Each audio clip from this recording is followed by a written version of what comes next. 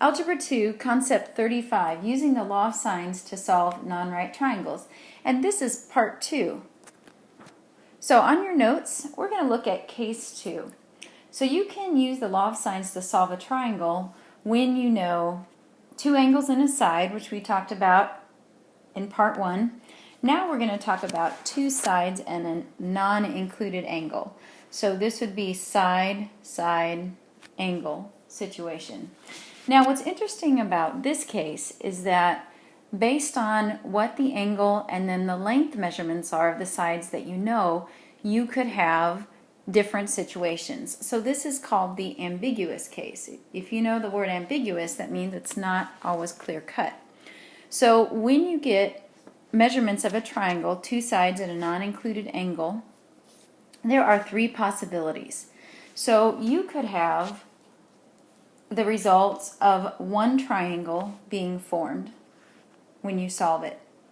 Or, based on what those measurements and lengths are, you could have no triangle that is able to form, or you could have two possible triangles.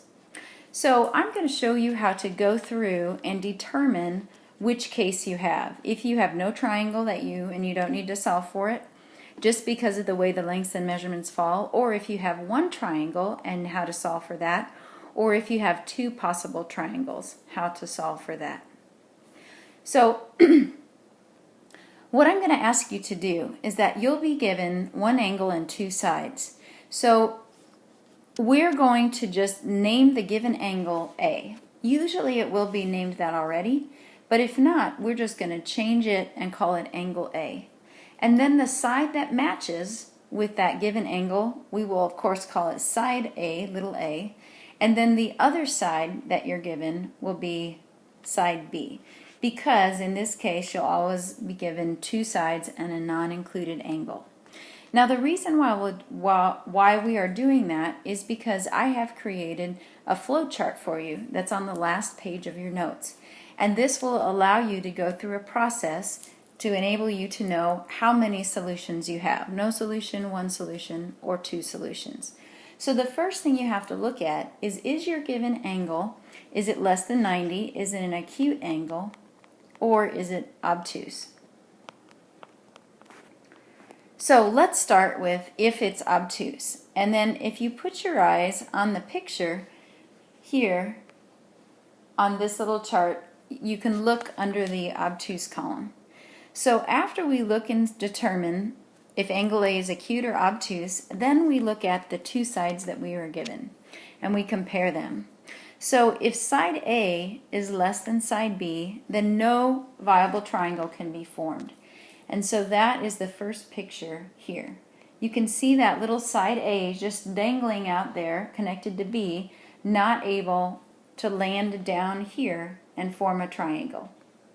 So in that case, if your measurements fit that criteria, you would just stop and put no solution. If, however, A is greater than B, this way, then you would see that that is one solution.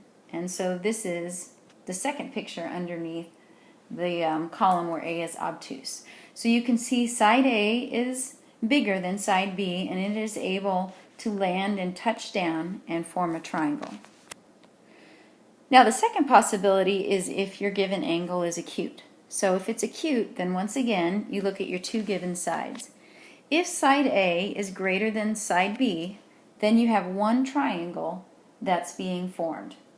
And so that would be this case. Right here, I believe. If side A is less than side B, then you've got some possible solutions. So you have two triangles that could be formed here. You could have one triangle that's formed like this, or no triangle in this situation. So what you have to do is you compare side A to what we call the altitude, the way that which is the height of the triangle. But in trig, the way that you configure the altitude or the height is you take the side of B and you multiply it by the sine of A. And you compare that number to the length of A. And then you can see what happens. If A is greater than that B times the sine of A, which is the altitude or the height of the triangle, then you have two triangles that could be formed and you have to solve for both. If A is equal to, there's just one possible triangle and it's a right triangle, and so you solve for that. Well, it's not necessarily a right triangle, but it's just one and you solve for it. If A is less than B times the sine of A, which is the height of the triangle or the altitude, then there's no solution, so you would just write no solution and you would stop your solving process. So let's just look at these three triangle situations and determine how many solutions we've got. We won't go on and solve if we have one or two solutions. We'll just go through the flow chart so that you can get used to finding out when you have the side-side angle case what you need to do first by looking and exactly how many solutions you've got. Side-side angle. Okay, so the first thing is we make sure we've got angle A, sorry, it's my dog, and then side A and side B, so we don't need to change any of our naming of our angle or our side. So angle A is greater than 90. Okay, so now I'm on the right side of the flow chart. And A is less than B. So I look at where A is less than B here, and so that means that no triangle could be formed. So rewrite no solution or no triangle, and then we just have to stop. All right, number 2, angle A, once again, is greater than 90. It's obtuse. So we're going this way on the flow chart. Here we've got, this time, A is greater than B. So in that case, we have one solution, one possible triangle that can be formed. Now lastly, notice that our angle is called C. So we're going to change that to A, because that's the letter we're using on our flow chart. The side that matches this angle, we'll change it to A, and then the second side that we know, we'll just change it to B. And that's okay. So we're just going to change so that the angle we know is, we call it A.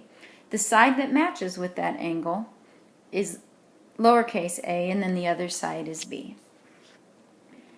So that enables us to use our flow chart. So angle A is less than 90. It's acute. So now we are on the left side. Side A is greater than B. So we are here. So that means that we've got exactly one solution. So then if we were solving, we would go ahead and solve it using the law of sines. Now let's solve a side-side angle, or case number 2, triangle, or possible triangle, that's going to have one solution. So I'm going to tell you ahead of time, but we'll go through the process of the flow chart so you can see, in case you didn't know how many solutions, how you could determine that. So we notice that our given angle is named A, it has a side that matches with it, and the other side is B, so we don't need to change any of that. So angle A is 115 degrees, so it is obtuse, greater than 90. So we are to the right on our flow chart. A is 20, B is 11, so A is greater than B. So we are here. So we've got one solution.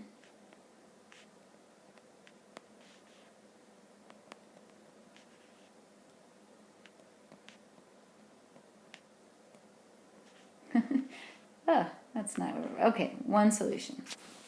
Now I'm going to write what I'm missing, just so I know, like I usually do when I solve a triangle. So I'm missing angle B, angle C, and side C. Okay? So when that is all filled in, I know that I'm finished with my problem. So I'm going to start with solving for angle B. So using the law of sines, since I want to solve for the angle, I'll start with the version where I have that angle on top. And that I compare it to the side that matches with it, 11. So the sine of 115 over 20. So now I'm going to take the sine of 115, and you do this on your calculator, divided by 20, and then take that times 11. And that is the sine of the angle. So that's not the angle itself. Make sure that when you type in the sine of 115, you close the parentheses, divide it by 20, press enter, then say times 11. Now you're going to get a number that looks like this, 0.498, and I'm going to put 3 dots. So we're not going to round that number. You're going to leave it in your calculator. Now to find the angle that matches with that sine function, you're going to use the inverse sine. So it's this key, which is the second function of sine. So you'll press your second key, sine, and then just let your calculator pull back that entire number. So if you press second and then the negative, that's going to bring back what you just had on your calculator where it says answer. And then if you press equals, then it is going to find that angle.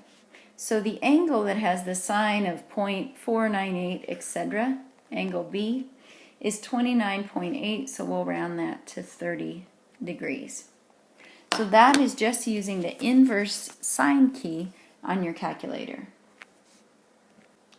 So let's write that angle in. So angle B is 30 degrees. And now let's just use the easy way to find angle C. So angle C, we're going to take 180, and then we're going to subtract off 115 and 30, which is 35. And we can write that in there. So 35 degrees.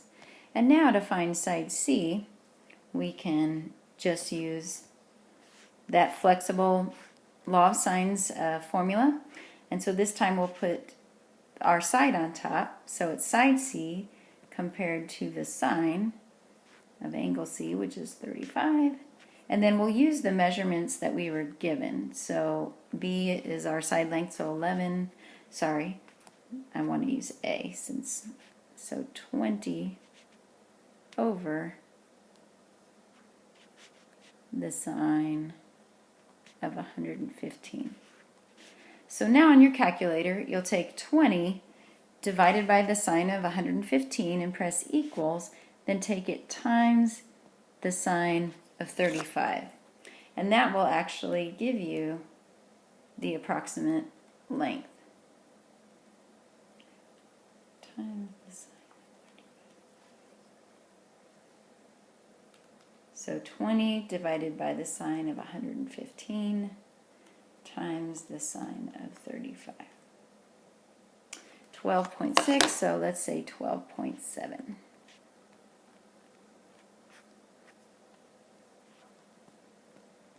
All right. And we've got that triangle solved. Now let's look at a case 2, a side-side non-included angle. That's going to end up having no solution. So first of all, make sure that your angle your angle that's given is A. It's got a side that matches with it, and the second side is B. So angle A is less than 90, and so we are on the left side of the flowchart, and then A is less than B, so we are here. And so now we're going to compare A to the height of that triangle. So we're going to compare 3.5, and I'm just going to leave a blank for that. And then B, which is 5, times the sine of angle A. So 5 times the sine of 51. So that'd be about 3.9. So that is less than 3.5, the length is less than that. So that means that since it's less than, that no triangle can be formed. So we would say no solution or no possible triangle. Now we'll look at a case where we've got two possible triangles and we'll solve for both of them. So we're going to go through the flowchart. So we check and make sure our given angle is A, we have a side that matches with it, and then a second side. So angle A is less than 90. So we're on the left side of our flowchart. A is less than B. So we're here. So that means we need to compare the length of A, which is 13, and we're going to compare that to the height of the triangle, which we can figure by taking B times the sine of angle A. So on your calculator, take 16 times the sine of 40, which is 10.3. This is greater than, the length of A is greater than, so that puts us here with two solutions. So now we go ahead and solve for both. I'm just going to erase this so I can give myself lots of solving space. Now here's what we need to know, okay? We need to know angle B1, angle C1, and side C1 for that first triangle. For the second triangle, we need to know angle B2, we'll call it, angle C2, and side C2. So we'll start with angle B1. So we'll take the sine of B1 and we match it with side B, which is 16, and we compare it to the given information. So the sine of 40 degrees over 13. So on your calculator, take the sine of 40, make sure you close that parentheses, divide it by 13, press enter. Then take it times 16. Now remember the number that you get, which will be like 0.791, etc. That is the sine, so leave it in your calculator. And now use the inverse sine key. So this is when you press second and then sine, and then press second again and your negative to pull back that number. And so 52.3 is our first angle B, B1. So 52.3 degrees. Now to find angle C1, we'll just subtract from 180. So we subtract off angle A, which is 40. We subtract off angle B1, which is 52.3. So 180 minus 52.3 minus 40 is 87.7. So I'm going to write that here, 87.7 degrees. And now finally, I'm going to find side C1 using the law of sines again. So it's a flexible formula, so I'll put C1 over, and now I know that angle C1 is 87.7 equal, and then I'll just use my given information, 13 over the sine of 40. So take 13, divide it by the sine of 40, and then multiply it by the sine of 87.7.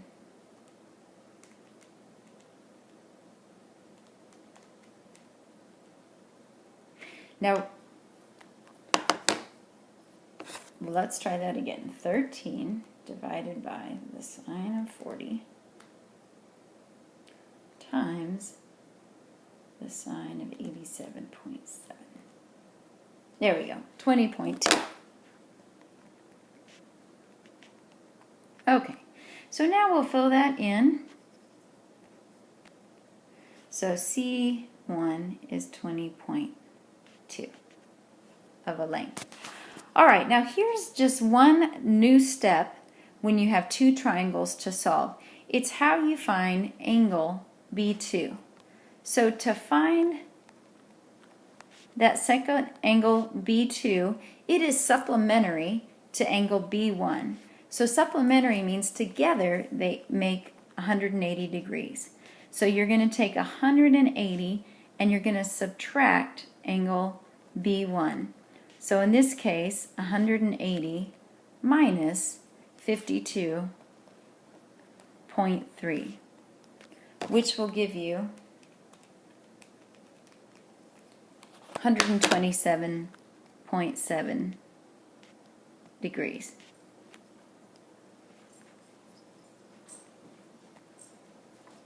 So 127.7 degrees.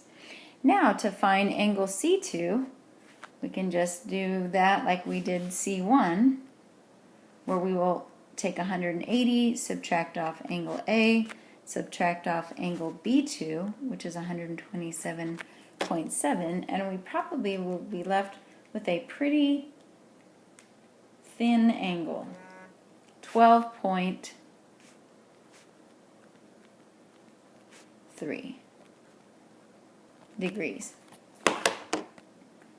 So we've got 12.3 degrees. And then finally, to find side C2, I'll use my flexible formula again. I'll compare it to the sine of angle C2, which is 12.3, and then I'll go back to my given information, which is A is 13, and then angle A is 40. And then the same steps, so take 13, divide it by the sine of 40, and then take that times the sine of 12.3. So 13 divided by the sine of 40, and press equals, times the sine of 12.3. So short little side of 4.3. And now we've got our two tables filled in, so we know that we have found everything that we need to for both triangles, and we have solved them both.